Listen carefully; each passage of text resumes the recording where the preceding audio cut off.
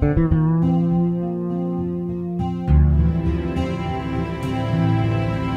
tas nākas, ka pavisam normālā skolā mācās tādi eksemplāri?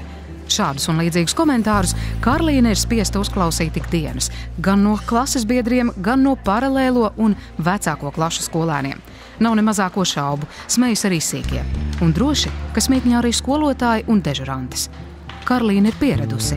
Viņa ir izvēlējusies būt īmo. Viņa un viņas draugi, kuriem skolā klājas vēl nelāgāk.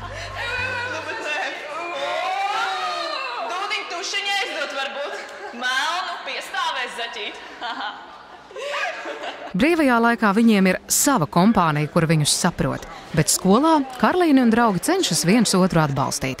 Arī biežās un nekaunīgās replikas par puišu it kā netradicionālo seksuālo orientāciju viņi uzklausa kopā. Pareizāk, cenšas tās nedzirdēt. Tas bieži izdodas, tiesa izņemot reizes, kad viņu citādums tiek tiešā nozīmē iesviests jauniešiem sejā.